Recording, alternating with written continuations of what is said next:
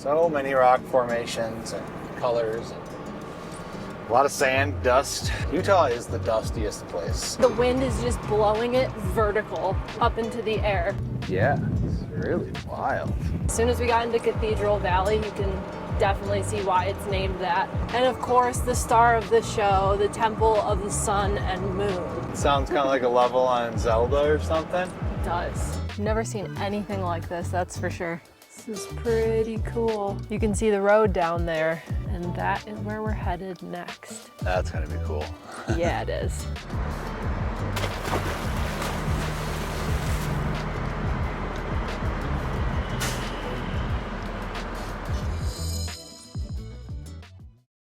Good morning, people of the interwebs. We are cruising back down this road. It's about 55 degrees right now.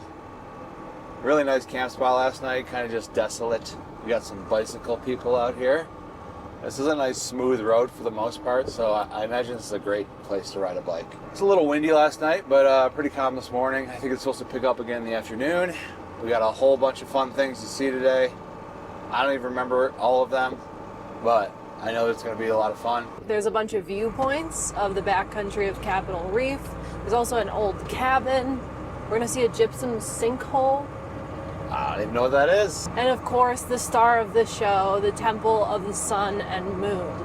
And Glass Mountain is also over there. We've never seen them, but I've seen plenty of photos of them, so I can't wait to see them in real life.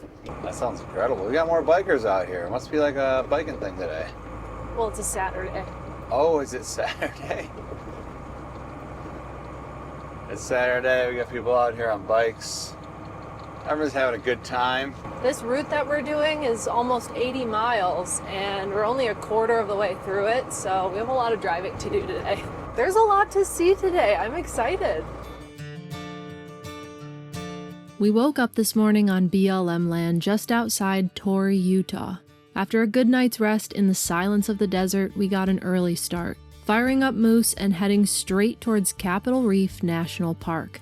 This park spans over 240,000 acres of mesmerizing canyons and rock formations, so there's a lot to see. We visited other, more established parts of this park in the past, but never ventured too far into the backcountry. Today, we're changing that.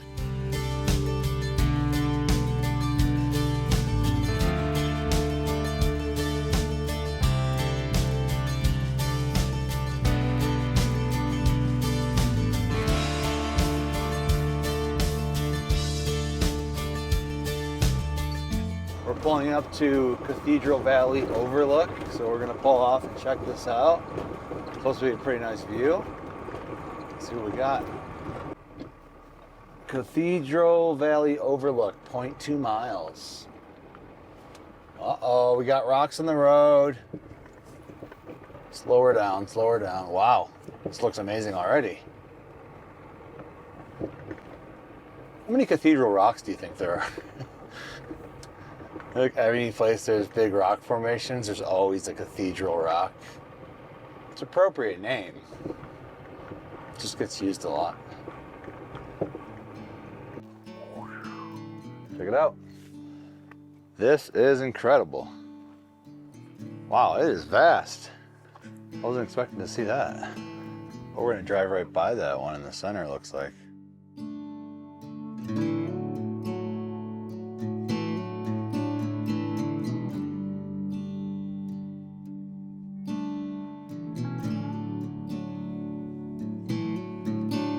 It's really cool how it's like white on top, orange on the bottom. Yeah. Different rock or something. Maybe it was underwater or something. I don't know. Looks like the bathtub we're in at Lake Powell. Yeah.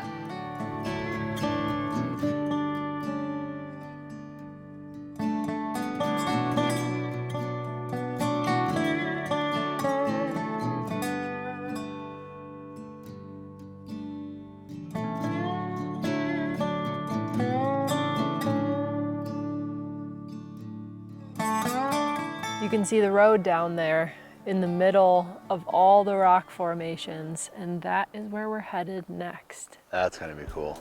Yeah, it is.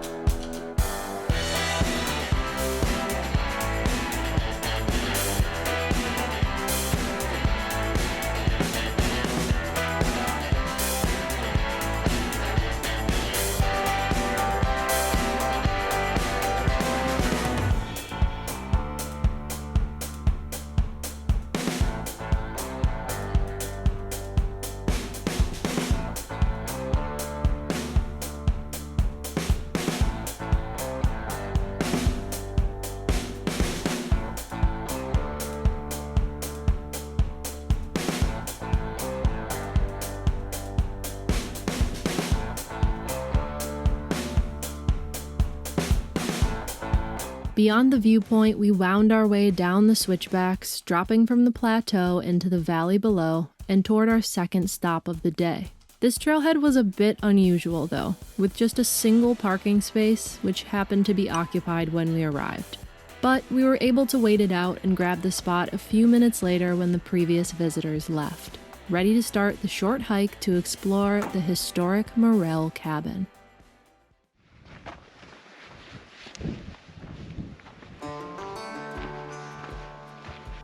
It used to be up at the campground. Oh, really? Oh, cool. It's the size of our house. Still bigger. A little bit bigger, actually. Oh, wow.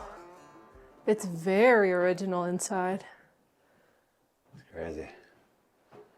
The sign said the guy that built this housed the family of 8, sheltered the family of 8.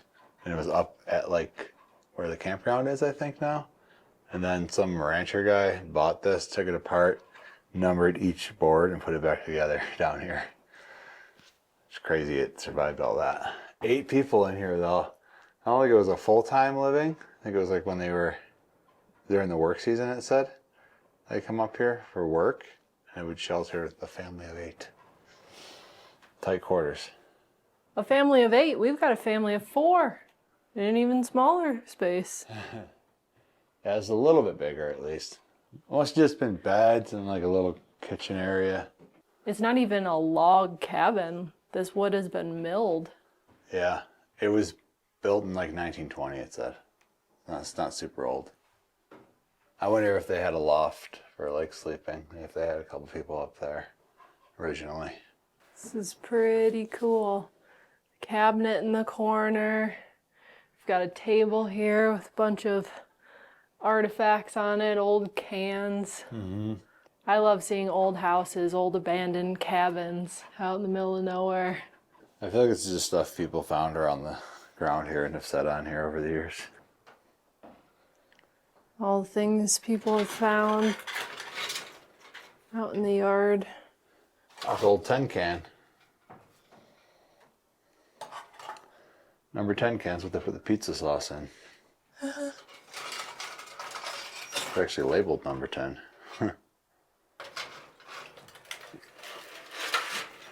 Deflated something. It's an old pan. Oh yeah. It's a pan you can Mushed. cook in. There's a sign and a smushed pan. Looks like an old chimney. Maybe there was a fireplace, or maybe they had just ventilation for cooking right here. Not sure. Cool. I think it's the perfect size. It's huge compared to our house. I mean, this is pretty much the height of the ceiling in ours. With all that space. You could build a mansion in a room this big. You really could. I know the cabin was moved, but the view out the window is pretty great. Oh yeah. Cathedral Reef. I don't think anybody ever lived in this thing full time, but still, while you're here, this would have been a nice little cabin to be at. At least somebody took the time to disassemble it and crazy. reassemble it somewhere that people could come and enjoy it.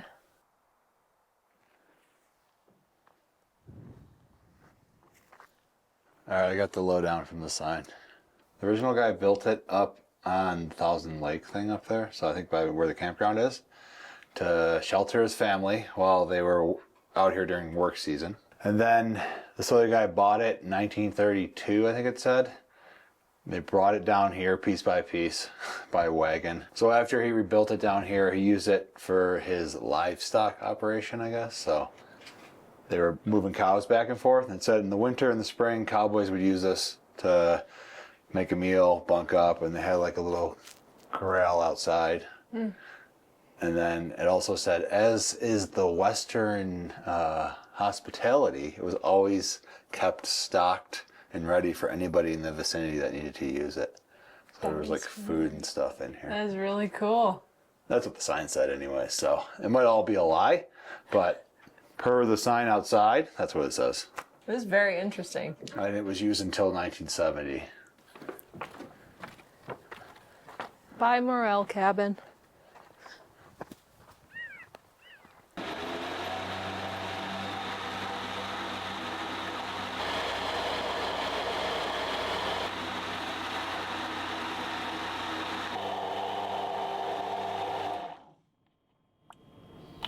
Who is ready for the grimace? It's purple like grimace. So I got a little bit exploded in my face. So then my glasses were on, didn't get in my eye. Just clean that off. I'm doing great. I need to eat. That's what's going on. I'm eating today. One solar powered smoothie coming up. It is solar powered. This is cherry berry. There's dates in there. Some frozen bananas. Chia, hemp, cacao. I'm gonna put some goji berry. Didn't have any greens today. That's a bummer. No kale. So not as good for you, but still pretty good for you. Jeez. Okay. A little fast. Wow. That guy had to get back to the office.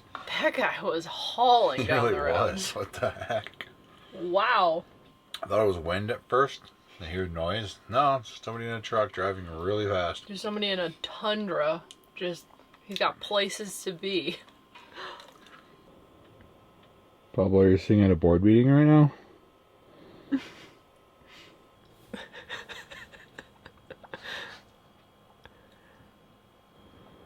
Is that how you're choosing to lay?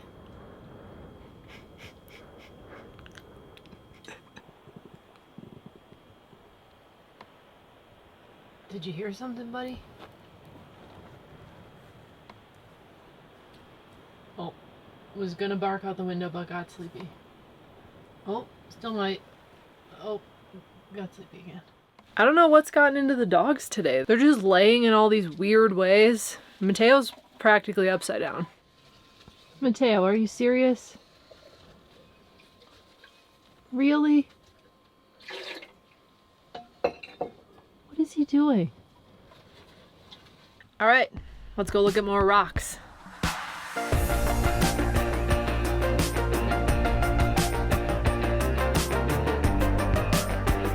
So many rock formations and colors and a lot of sand, dust. Utah is the dustiest place. It's been windy all day, but as soon as we got to the other side of the park here, it really kicked up and it got sandy. The road is pretty deep sand actually, and the wind is just blowing it vertical up into the air. So when you get out of the truck, it's just blowing in your eyes and nose and mouth. It's blowing. Yeah, it's just dust in the air. This poor people on these bicycles are about to get dusted by the Hey, fog. here's the bicyclists we saw boy. before. Try to slow down for them.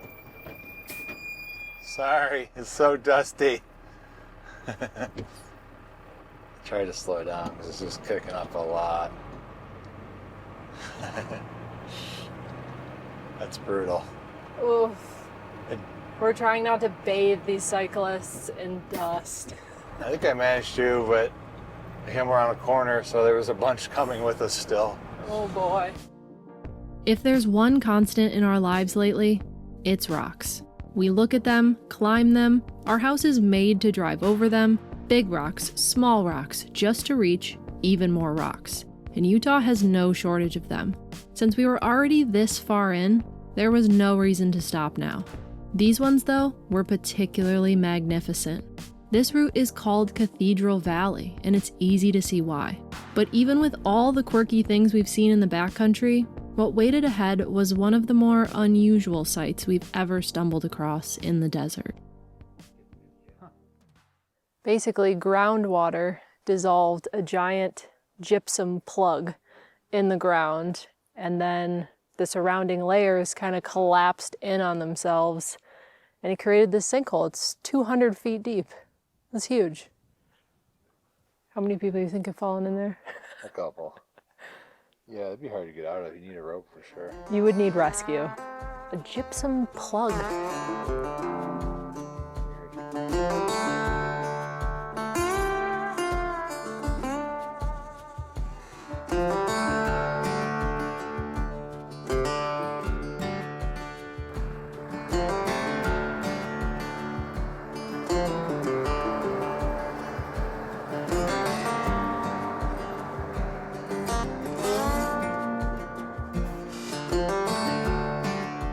We are headed to the main event right now, Temple of the Sun Temple of the Moon, and Glass Mountain. This is what I've been waiting to see all day. I mean, everything has been incredible. It's been beautiful. It has truly looked like cathedrals the entire way. As soon as we got into Cathedral Valley, you can definitely see why it's named that. But I've been waiting for Temple of the Sun and Moon. I don't know anything about it. Sounds kind of like a level on Zelda or something. It does. Yeah. If we get some copyright on the music, we could play Temple of the Dog right now. Yeah. That's the third one. And it's a small one where the dog's going.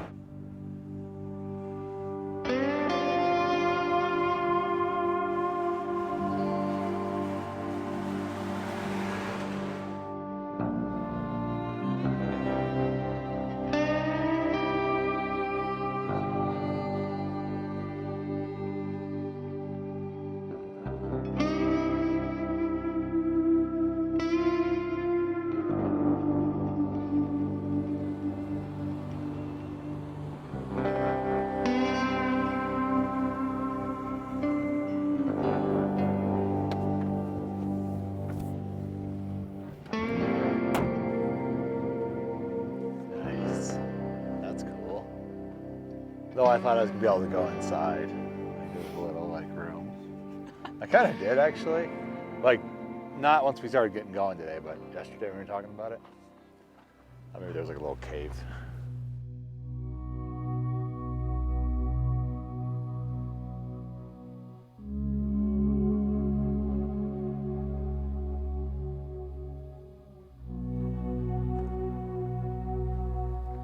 Temple of the Moon. All right. I bet you it would be really cool to get a shot of the moon behind there. That would be cool. Probably if you look online, there's probably some great ones of each.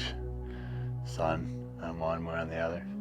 How many stories? Like one, No, it's It's like 6 stories tall. hard to tell because everything's so big and open. I finally figured out what these pants remind me of and what my outfit in general reminds me of today. I look like a park ranger. These pants are the color of the U.S. Park Service Rangers. Wow, you are rangered up. They're the exact color. Oh, you can start giving out like pamphlets and stuff. I could. It was fitting for going into Capitol Reef today. Tell people to put their campfires out. And then the one over here is called Temple of the Sun. Nice. One looks bigger. It definitely looks bigger. Guess it makes sense.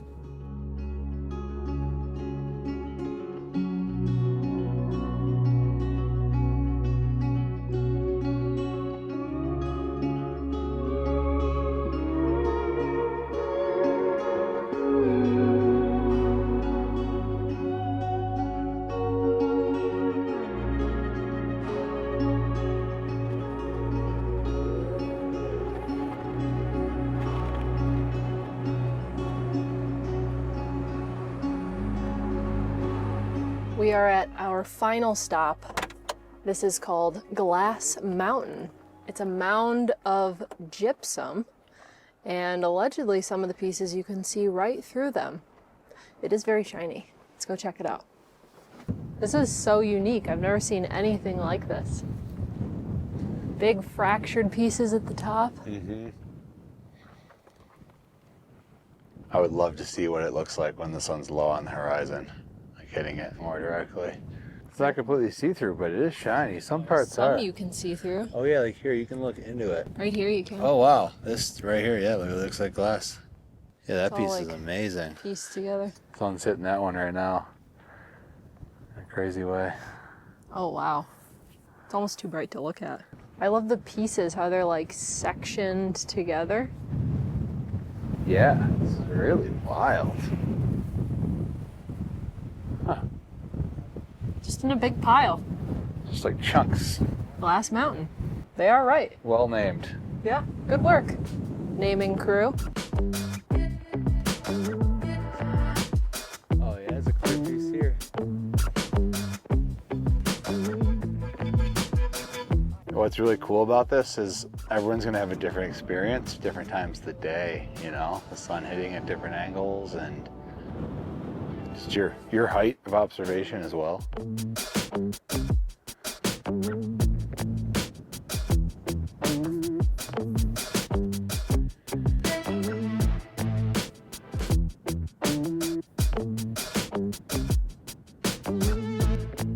This section right here looks like zebra mussels you see on the bottom of boats. Kind of look like rock candy, looked like aluminum foil or metal, looked like glass. Ice. Ice. Different from every angle, really cool. Never seen anything like this, that's for sure. I'm sure, like I said before, time of the day probably changes how it looks quite a bit, or the way the sun's hitting it. All right, that's all our stops.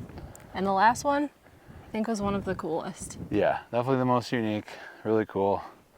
Let's go find camp, I'm getting hungry.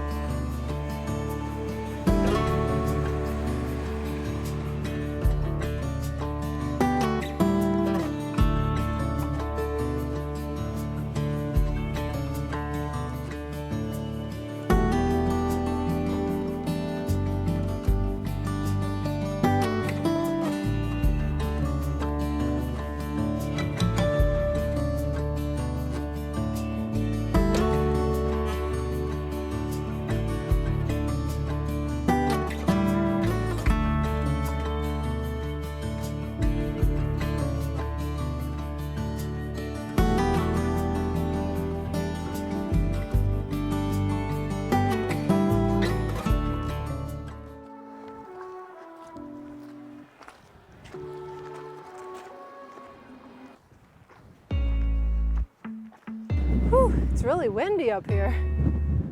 Yeah, it's kind of cold.